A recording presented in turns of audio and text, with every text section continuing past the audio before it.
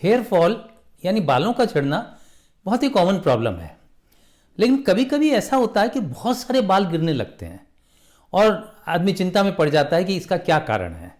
तो वही एक ऐसी कंडीशन होती है जिसको हम बोलते हैं टीलोजन एफ्लूवियम।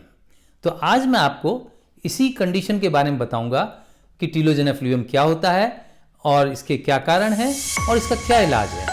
मैं हूं डॉक्टर शुक्ला, एक डर्मेटोलॉजिस्ट। देखिए, 100 बाल तक गिरना एक आम बात है, एक नेचुरल क्रिया है, उसमें आपको कोई चिंता करने की जरूरत नहीं है।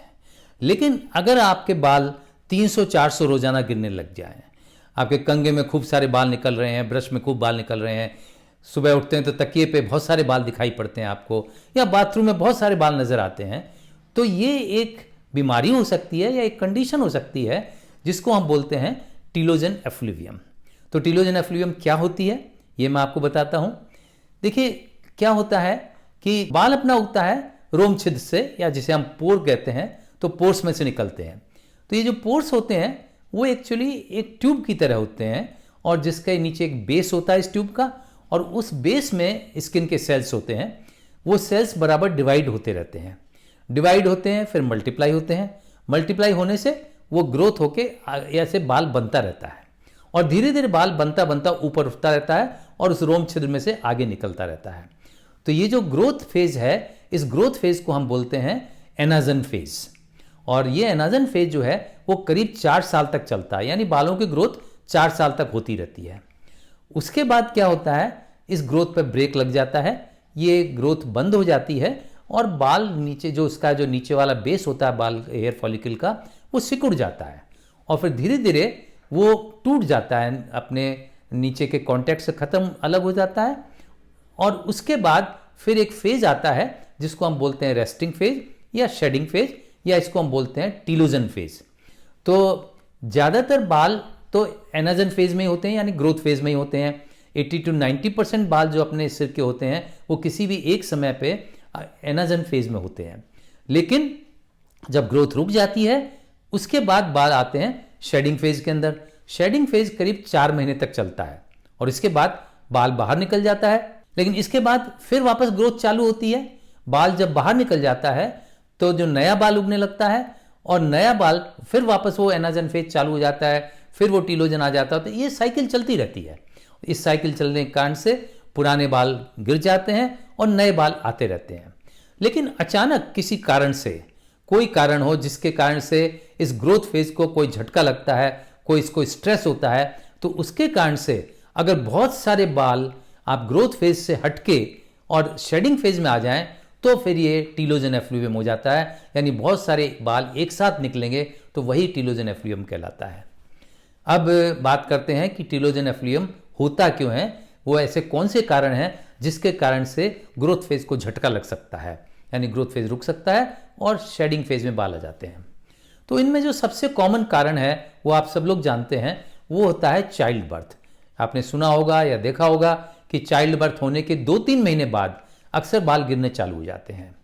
दूसरा कारण हो सकता है कोई भी लंबा बुखार, जैसे टीबी का बुखार है, या आपका टाइफाइड है, या कोई वायरल फीवर है, वो अगर लंबे समय तक चलता है तो उसके बाद भी हेयर शेडिंग हो जाती है, हेयर फॉल होता रहता है, जो कि टीलोजन एफ्लूवियम होता है। एक और कारण हो सकता है कि कोई भी लंबी बीमारी, जैसे कोई किडनी डिजीज है, या हार्ट डिजीज है, या लिवर की डिजीज है, तो इन सब बीमारियों के अंदर भी बाल गिरने चालू हो जाते हैं। या फिर कोई आपके जीवन के अंदर कोई ऐसी अचानक घटनाएं आ जाती हैं, जैसे कोई एक्सीडेंट हो गया, या कोई सर्जिकल ऑपरेशन हुआ, या कोई हेमरेज हो गया, या फिर और कोई ऐसी घटना हो गई जिसके कारण से वो हेयर ग्रोथ रुक गई, तो फिर उसके बाद फिर वही टीलोजन फेज चालू हो जाता है और टीलोजन एफ्लूवियम में बहुत सारे बाल गिर जाते हैं। इनके अलावा कुछ दवाइयां भी ऐसी हो सकती हैं जिनके कारण से ये बालों की ग्रोथ पर असर हो सकता है। इन दवाइयों में सबसे कॉमन जो आप जानते हैं कीमोथेरेपी है, जिससे कि कैंसर की दवाइयाँ होती हैं। एंटी डिप्रेसेंट हैं, उनसे भी ऐसा हो सकता है। रेटिनॉइड से उनसे भी हो सकता है। एंड्रोजन से उनसे भी हो सकता है।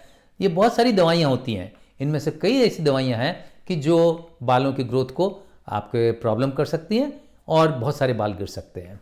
कुछ न्यूट्रिशनल डेफिशिएंसी से भी टीलोजन एफ्लूवियम हो सकता है, जैसे कि प्रोटीन की डेफिशिएंसी हो, विटामिन B12 की डेफिशिएंसी हो, जिंक की डेफिशिएंसी हो, या आयरन डेफिशिएंसी हो, इनके कारण से भी हो सकता है। कुछ स्किन डिजीज भी होती हैं जो लंबी होती हैं, जैसे कि सोराइसिस, सीबोरिक डर्मेटाइटिस या इर्थोडर्मा, इन सब के कारण से भी टेलोजन एफ्लुवियम हो सकता है। अब मैं आपको बताता हूं कि टेलोजन एफ्लुवियम अगर होगा तो कैसा दिखाई पड़ेगा, यानी आपको सिर पे क्या आपको इसके चिन्ह दिखाई पड़ेंगे, उसके क्या लक्षण दिखाई पड़ेंगे। टेलोजन एफ्लुवियम में ऐसा नहीं होता कि किसी एक जगह से सारे बाल गिर जाएं, पूरे सिर के ऊपर से बाल निकलते हैं और इससे स्कैल्प की थिनिंग हो जाती है।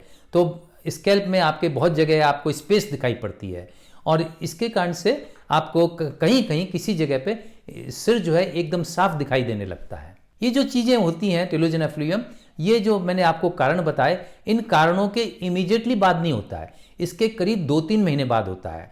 फिर उसके बाद ये कई महीनों तक चलता रहता है और उसके 6 से 9 महीने बाद ये सारे बाल वापस आ जाते हैं और एकदम स्कैल्प नॉर्मल हो जाता है, क्योंकि ये वापस जो शेडिंग के बाद फिर वही ग्रोथ फेज आ जाता है और इसलिए सारे बाल नॉर्मली वापस आ जाते हैं। अब बात करते हैं टेलोजन एफ्लुवियम के ट्रीटमेंट की। ट्रीटमेंट में सबसे जरूरी चीज़ ये है कि पेशेंट को अपने को रीअश्योर करना है, उसको सांत्वना देनी है कि आपके जो बाल गिर रहे हैं वो किसी एक बीमारी के कारण से नहीं गिर रहे हैं। ये जो कुछ भी, जैसे मैंने आपको कारण बताए, जो घटनाएं होती हैं, उन घटनाओं के कारण से ऐसा हो रहा है और ये अपने आप ठीक हो जाएंगे, इसमें किसी और ट्रीटमेंट की आवश्यकता नहीं पड़ेगी। लेकिन अगर कोई ऐसी बीमारी है जिसके कारण से ऐसा हो रहा है तो उस बीमारी का ट्रीटमेंट आवश्यकता है। आपको इसके अलावा आपको बालों की केयर करनी पड़ेगी। बालों की केयर के अंदर ये ध्यान रखें कि अगर जो भी आप कॉम्ब करते हैं या कंघा यूज़ करते हैं या ब्रश यूज़ करते हैं तो उसको हार्शली यूज़ नहीं करें, बड़ी जेंटली यूज़ करें, जिससे बाल उलझे नहीं और ज़्यादा बाल नहीं टूटे। बालों में अगर कर्लिंग करना या आपके स्ट्रेटनिंग करना, ये नहीं करना चाहिए।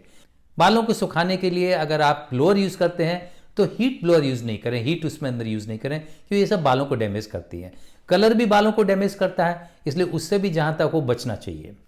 अगर आपके कोई न्यूट्रिशनल डेफिशिएंसी है तो उस डेफिशिएंसी को पूर्ति करना है, कोई विटामिन की डेफिशिएंसी है या कोई मिनरल्स की डेफिशिएंसी है, तो उसके लिए सप्लीमेंट्स आपको लेने पड़ेंगे। आपके डाइट जो है वो अच्छी डाइट होनी चाहिए, जिसके अंदर अच्छी प्रोटीन की मात्रा हो, ग्रीन वेजिटेबल्स हों और फ्रूट्स हों।